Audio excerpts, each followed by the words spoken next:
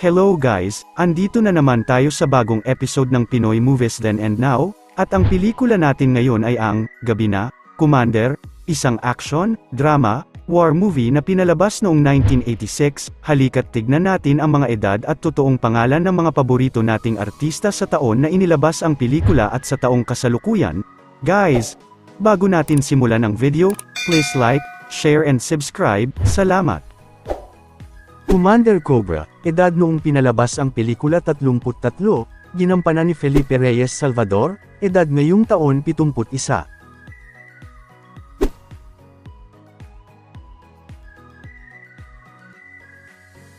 Ang batas ay ginawa para sa tao. Sa hukuman, tao rin na naglalapat ng parusa sa nagkakasala. Pero inalisan mo na rin siya ng karapatang ipagtanggol ang kanyang sarili.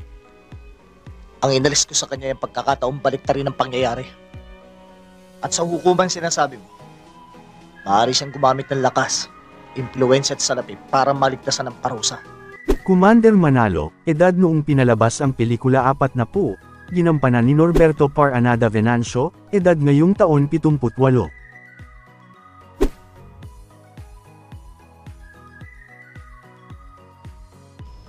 Nagpapalit ng balat ang ahas. Pero ang militar ay hindi. Ang kaaway ay kaaway. Isang patibong lamang ang inumang nila sa'yo. Commander Magdalena, edad noong pinalabas ang pelikula 22, ginampanan ni Ana Marie Gutierrez, edad ngayong taon 60.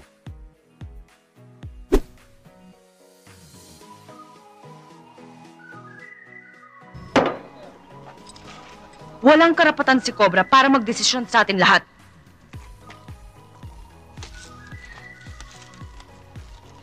Kailanman hindi ako papayag na magkaroon tayo ng negosasyon sa militar. Major Ramil Macan, edad noong pinalabas ang pelikula 46, ginampanan ni Jose Tecordachua Serban, na pumanaw noong 1987 sa edad rin na 46 dahil sa atake sa puso. Matagal na sumila yung liwanag na hinihintay nyo. Ginagawa ng gobyerno ang lahat para matupad ang inyong karaingan. Lupa para sa magsasaka. Trabaho para sa mahihirap, batas na pantay-pantay. Kapag nanatili kayo sa bundok at madilim na gubat, ang liwanag na hinihintay ninyo hindi nyo na makikita. Aabutan kayo ng dilim. Gabi na, Commander. General Benitez, edad noong pinalabas ang pelikula 57, ginampanan ni Eduardo Verches Garcia, na pumanaw noong 2019 sa edad na 70 dahil sa aksidente sa taping. Mabigat ang magiging assignment mo dito, Major Macan. You are to head the Anti-Dissident Task Force Unit. I know you can handle it. Salamat po, sir. Here's the complete dossier on Commander Cobra. He's the top MPA leader in this area. I want you to get him dead or alive. Lieutenant Keroncho, edad noong pinalabas ang pelikula 27, ginampanan ni Efren Montes Reyes Jr., edad ngayong taon 65.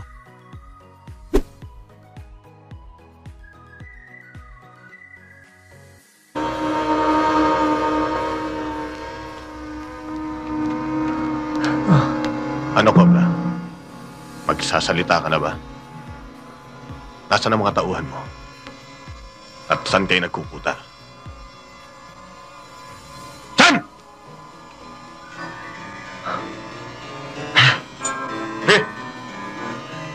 Kampay, edad noong pinalabas ang pelikula 23, ginampanan ni Joselito Pimentel, edad ngayong taon 61.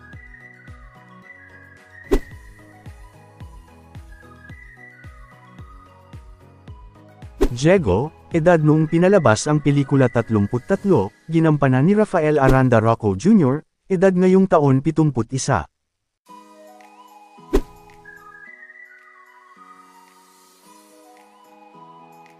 Sa palagay ko, nasulsulan siya ni Melinda. Sino Melinda? Isang bagong salta sa Barrio Santo Niño. Sa tingin ko, dapat kumilos ka. Napapansin ko na uhuhulog ang loob ni Cobra sa babaeng yon. Melinda, edad noong pinalabas ang pelikula 22, ginampanan ni Mary Jane Santa Ana Gok, na pumanaw ngayong 2024 sa edad 50 dahil sa heart attack. Armas at bala lang ang kinalamparaan ng mga militar.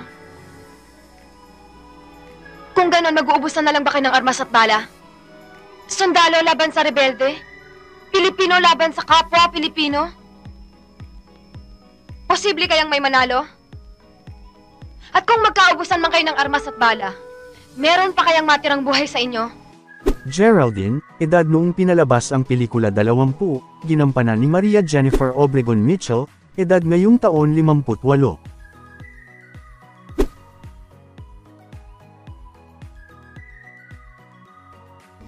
Ano ba ang alam mo?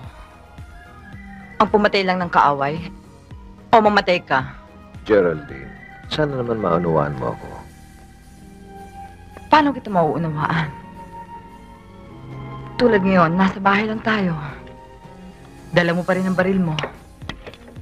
Apo Layog, edad noong pinalabas ang pelikula 66, ginampanan ni Tony Santos Sr., na pumanaw noong 1988 sa edad na 67.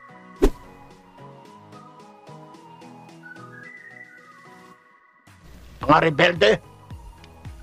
Tagapagtanggol ang Santo Niño? Ipakikita ko sa kanila na ako lang ang dapat nilang santuhin. Ako lang!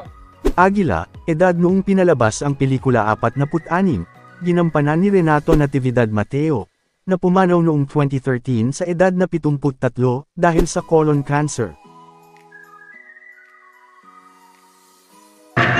Masyadong matitigas ang ulo ninyo!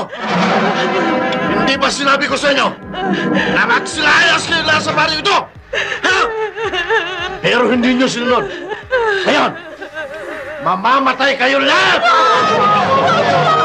Smuggler, edad noong pinalabas ang pelikula 31, ginampanan ni Hernando Gutierrez, edad ngayong taon 69.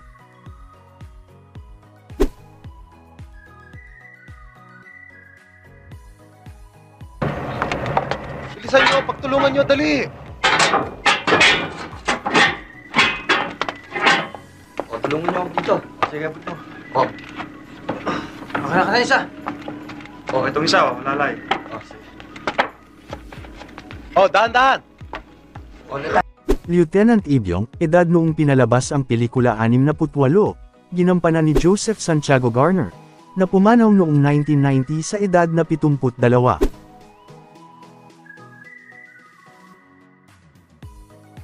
Huwag kayong mangako, Major. Yung mga militar na nangako sa aming susugpuin ng mga rebelde. Dalawa lang ang nangyari. Yung hindi nakatupad, inalis sa pwesto. Yun namang nakatupad, nakabaon na sa lupa. Tia Nena, edad noong pinalabas ang pelikula 41, ginampanan ni Maria Cristina Labanan, edad ngayong taon 70.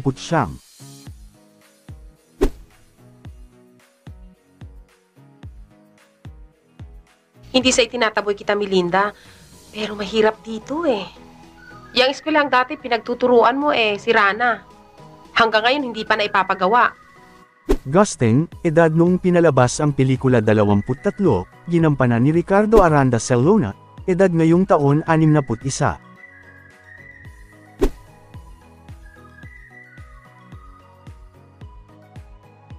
Amang, edad noong pinalabas ang pelikula 63, ginampanan ni Ruben Matias Kayari, na pumanaw noong 1994 sa edad na 70 dahil sa komplikasyon dulot ng diabetes. Pagkakahiwalay kayo. Balang araw, maaari kayong magkalabang magkapatid.